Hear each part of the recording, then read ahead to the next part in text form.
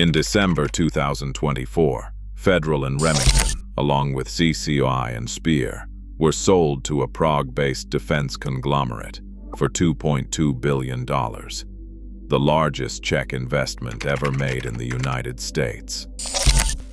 That single transaction shifted roughly 70% of Western primer production under one foreign corporate umbrella.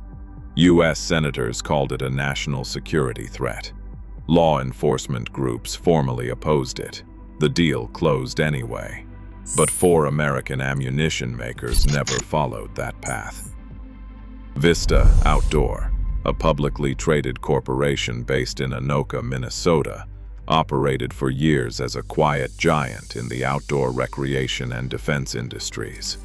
The company managed a massive portfolio of consumer brands, ranging from cycling helmets to precision ammunition.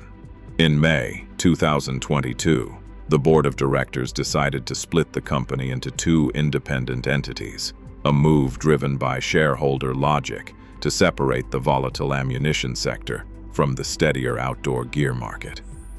The restructuring plan created Revelyst, which kept the outdoor recreation brands, and consolidated the ammunition division under a new name, the Kinetic Group.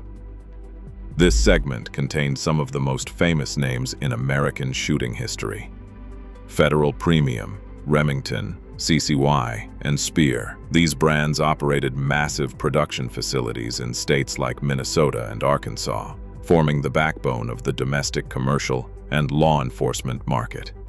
Rather than keeping this newly formed ammunition business public, the board agreed to sell the entire Kinetic Group. The buyer was Czechoslovak Group, a rapidly expanding industrial conglomerate owned by billionaire Michal Strnad. When the sale closed in late 2024 for over $2.2 billion, it stood as the largest Czech investment ever made in the United States. Through a series of board resolutions and shareholder votes, a substantial portion of American manufacturing capability moved from a public company in Minnesota to a private owner in Prague, fundamentally shifting control of the domestic small arms ammunition supply chain. The transfer of these historic assets immediately triggered resistance in Washington. Senator J.D. Vance contacted Treasury Secretary Janet Yellen, warning that Czechoslovak Group maintained potential connections to Russian interests. Senator John Kennedy focused on a more immediate industrial bottleneck, pointing out that the acquisition would place 70% of Western primer manufacturing capacity under a single foreign owner. Primers are the highly sensitive ignition caps required to produce every round of ammunition, and this concentration of supply alarmed domestic agencies. Both the National Sheriff's Association and the National Association of Police Organizations formally opposed the sale, warning that American police forces and the military could face supply disruptions during a national emergency. Despite these warnings, the regulatory review went a different direction. The Committee on Foreign Investment in the United States spent months evaluating the transaction, even prompting the companies to withdraw and refile their application to allow for deeper scrutiny. In June 2024, the committee issued its formal clearance, stating there were no unresolved national security concerns. Vista Outdoor's board defended the decision, asserting that the Czech buyer was fully vetted, aligned with NATO security frameworks, and committed to preserving 4,000 manufacturing jobs at the primary production facilities in Anoka, Minnesota, and Lonoke, Arkansas. The political opposition had been loud, but the legal and regulatory framework of international finance ultimately cleared the path for foreign ownership. Czechoslovak Group operates as a highly integrated global defense conglomerate. Long before acquiring the Kinetic Group, CSG secured a 70% majority stake in Italy's Fiocchi Munizioni in 2022, capturing a massive share of the European small-caliber ammunition market. With the addition of Federal, Remington, CCI, and Speer, These historic American brands now answer directly to a boardroom in Prague, integrated into an industrial empire with a reported military order backlog of 14 billion euros. This network stretches far beyond commercial civilian sales. CSG is a primary supplier of NATO standard artillery and mortar ammunition, holding contracts across Europe and partnering with Ukrainian Armor, LLC, to deliver heavy munitions to the front lines in Ukraine. The scale of this operation has positioned the company for a planned initial public offering on Euronext Amsterdam, aiming for a valuation of up to 30 billion euros in what is projected to be the largest defense sector listing in European history. By absorbing the Kinetic Group, CSG integrated the backbone of U.S. domestic ammunition production into a massive transatlantic defense apparatus. The strategic decisions governing the primers, propellant, and cartridges used by American civilians and local police departments are no longer isolated to Minnesota or Arkansas. They are now linked to the logistics of a global military supplier operating at the center of international conflict. In Grand Island, Nebraska, Hornady Manufacturing has maintained its independence since Joyce Hornady first started the company in a rented garage in 1949, using surplus military equipment to produce high-quality bullets. When a 1981 plane crash took the founder's life, control did not pass to investment bankers or foreign buyers.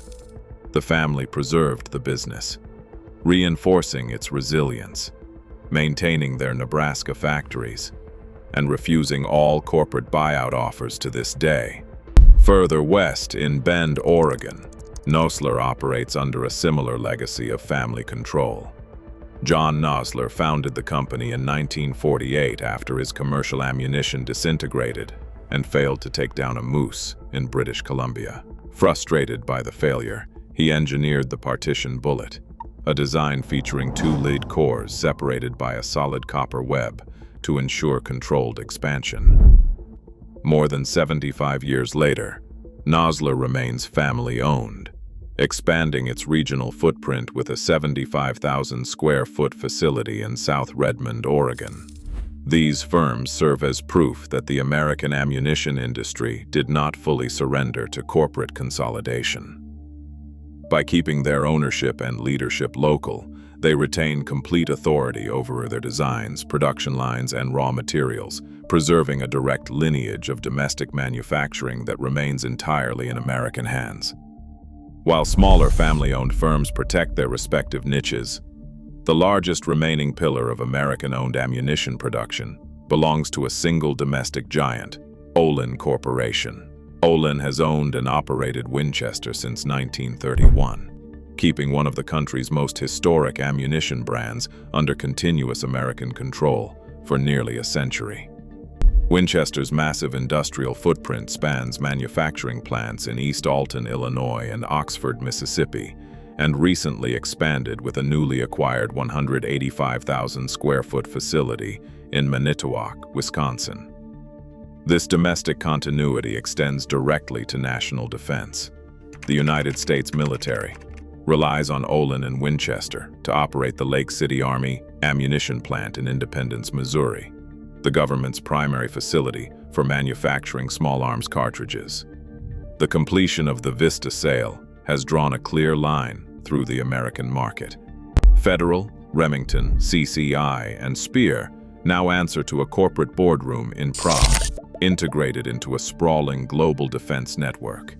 On the other side of that line stand Winchester, Hornady, and Nosler, the final major holdouts, maintaining both American ownership and domestic manufacturing. While some industry lists suggest a fourth domestic brand, corporate records confirm only these three primary entities remain. With the close of the transaction, the American ammunition supply chain stands more consolidated and more foreign-controlled than at any point in its history. Today, the bedrock of American ammunition is no longer entirely American. As foreign conglomerates consolidate critical infrastructure, the remaining domestic holdouts represent the final boundary of industrial sovereignty. In a globalized market, True independence is determined by who owns the supply chain. Share your thoughts below.